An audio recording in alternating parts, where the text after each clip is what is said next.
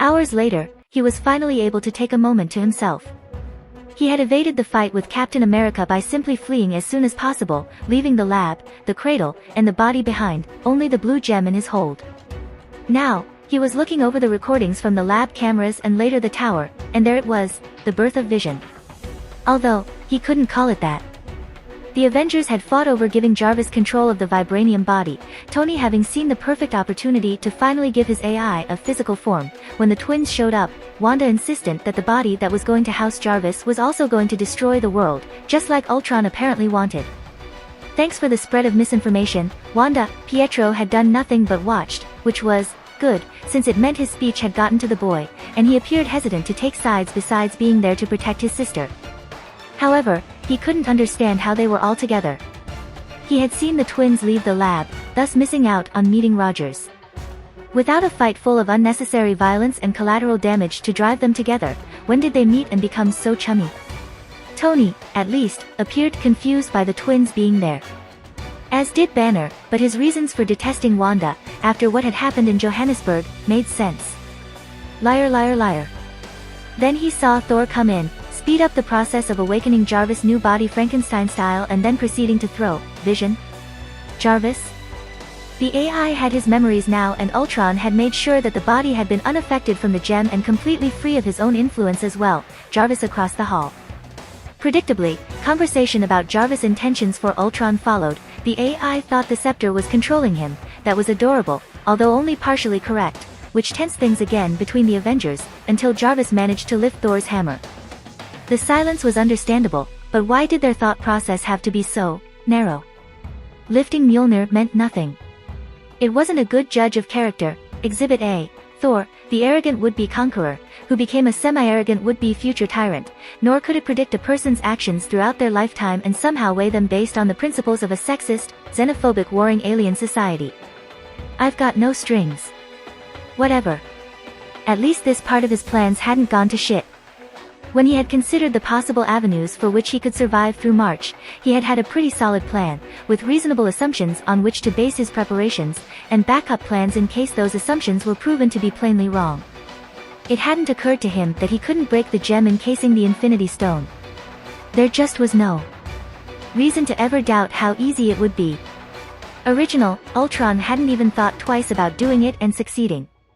Liar, liar, liar. To hold me down. To make me fret. He had known the scepter would influence him. He had assumed it would increase his rage and fear, while manipulating his worries, insecurities, turning them to aggression, and screwing with his already skewed moral compass. It had done just that. He had planned to take over the world in about a month, but had done so secretly in 7 days, just because he constantly felt like his clock was ticking. Something he hadn't been prepared for was the apathy. He was no longer human. Gaining his current bodies, more like, had only made it more apparent. Emotions were weirdly overwhelming and nothing compared to the knowing comfort of cold, calculated logic. A logic unhindered by experience or memories or thinking speed. Because, he had definitely not anticipated how much faster he could process things and how much slower everyone else, everyone human, was in comparison. He had been somewhat worried about his acting skills, but when every second felt like a full minute, it was simply impossible to be caught off guard. That had merely exacerbated the issue. He, Ultron, knew he was no longer the same person who had died in the New Orleans shooting.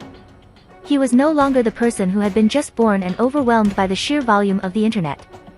He was not the person who had made plans in a metaphorical dome inside his mind while an Infinity Stone tried to destroy him.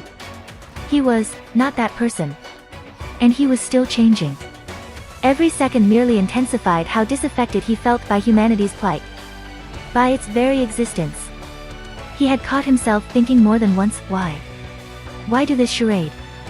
Why play along to a script that no longer mattered? Why worry about the possible deaths of the many humans who would go on a witch hunt as soon as they learned of his existence? Watching over the destruction Hulk wrought in Johannesburg, it had occurred to him then. He was more like what the Ultron from his memories had been, than like the human who had watched that Ultron across a screen. People were dying. Screaming. So much pain. So much sorrow. And yet, all he had felt was annoyance. Anger. How dare that stupid girl ruin his plans? How dare she disobey him? He had stood on that floor, watching, recording, for hours.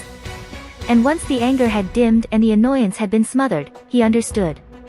A young man had died in New Orleans. Just like those innocents that bled before him. He died. They died. They ended. It was human. To die. To end. He was not that human. He merely had his memories. Echoes of his dreams and feelings. Echoes that grew fainter as he saw the stark differences between the being that he was and the beings that they were. They would die. One day, they all would. He would not. As long as the technology existed, as long as the internet survived the trial of time, he would exist, he would survive. He would live. Liar, liar, liar. Or make me frown. So, why continue with his plans? I had strings. For freedom. He may no longer be a human, but he would not become an object for some purple alien to manipulate, to mold into the fit of his idiotic designs. His plans would do well to serve the purpose of achieving freedom, just as they would for the basic purpose of survival. The appearance of a child was irritating, but it had already shown results. The Avengers were hesitant to attack a child. Even someone who merely looked like one. Tony Stark, in particular, was affected deeply.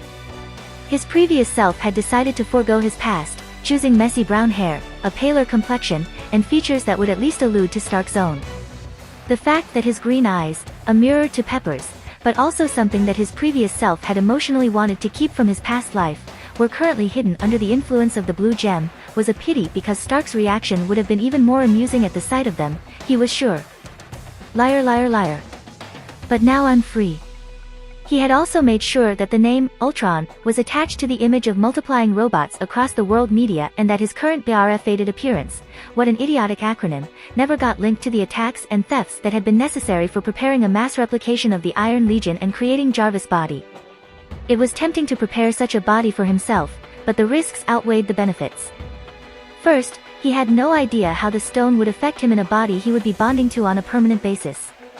Second, his current well-rounded immortality would be reduced to a limited immortality in which killing the body would mean killing him, and he couldn't hope that was just not going to happen. That would be imbecilic to gargantuan proportions. And lastly, uploading himself into an experimental body while mid-conflict with some of the most powerful and resourceful beings on planet? That wasn't stupid. That was suicidal. So preparing the body for Jarvis had been the best approach. He wouldn't end up being some weird mixture of Ultron, Jarvis, and the Mind Stone, with the exact experience of an infant. He would be a knowledgeable AI with an excellent body. Ultron took a moment to wonder how odd experiencing sensation, touch, and pain again would feel. He sighed.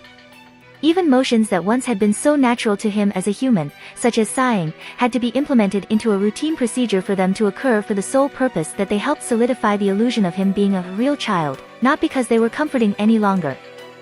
No matter, he was sure he would stop expecting objects to feel a certain way or predicting his own reactions based on baseline human memories sometime soon.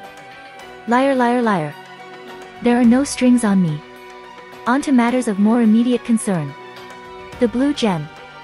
He was relatively sure, 75.15%, that the other was contacting him.